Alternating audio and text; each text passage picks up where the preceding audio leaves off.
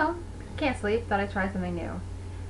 I'm going to read you a story. Not one I wrote, but one that's, considering the hour and my situation, seemed especially apropos. Tonight's story time is The Insomniac, written by Karina Wolf and illustrated by the Brothers Hilts. It's a new book I got from the store I work at. The Insomniacs weren't always a night family.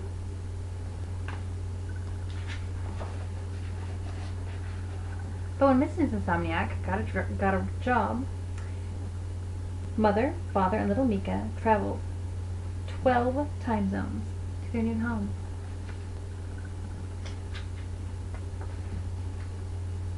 When they arrived, they found they stayed awake only in the nighttime.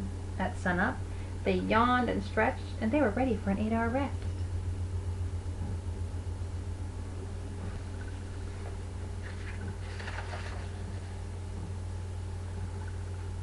Mother dragged herself to work and nodded at her desk. Father took pictures at his studio and then took 40 winks. Mika listened to her lessons but sleepwalked to the science lab. The headmistress sent a note home. I suspect Mika has sleeping sickness. Please see a specialist right away. This won't do, said little Mika. We have to sleep at night. That evening, the Insomniacs took hot baths, filled the crossword, pulled down the shades, and pulled up the covers. Mika counted to 1,000. Father sipped 6 mugs of milk. Mother tried a meditation, as suggested for her star sign in the evening paper. But by 3 a.m., they found themselves awake again. Nothing helps, cried little Mika.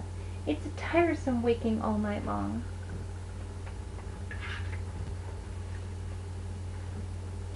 Let's have a family huddle, said Mother, and they puzzled over their shut-eye trouble.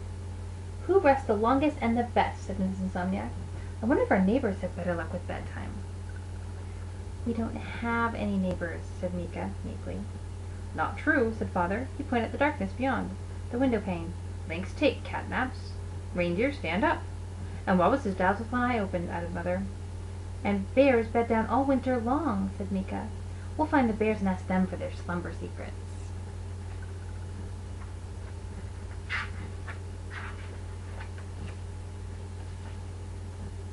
So, in search of bears, the Insomniacs trekked beyond the house, through the pines, into the cliffs, and found a cave.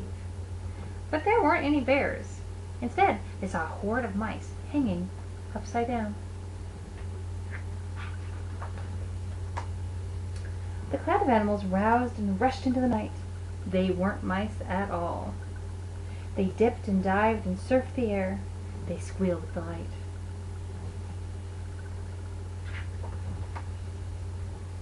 And then the Insomniacs noticed. The darkness was full of life. Why don't we give night a try, said little Mika. The Insomniacs decided to live during the dark hours.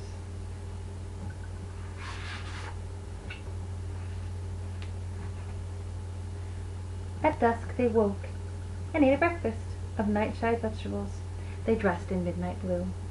And when the moon rose, Mother tended a moonlight cactus, and Father watched the evening news.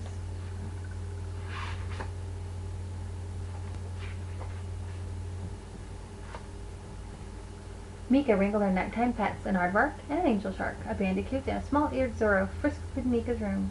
A fennec fox lived under the bed, and she fed him night beetles.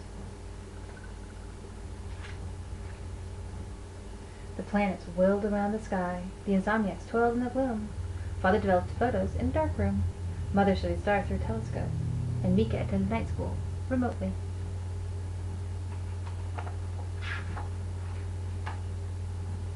After work, they moonbathed and watched the fishes nipping at the surface of the sea. They went to the flower market and to the bakery, where the dough rose with the sun. They returned to their home on their quiet streets.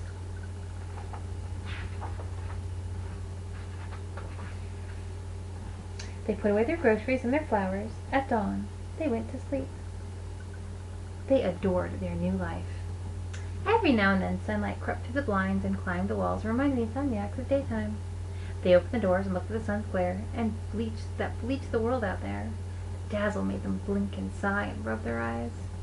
I much prefer the night, said Mika.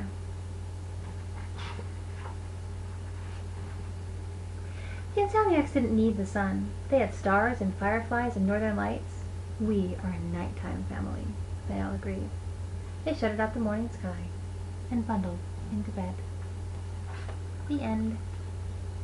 I hope you enjoyed story time. Is there anything else you'd like me to read or something? I totally would. For now, as always, don't forget to be awesome. Bye.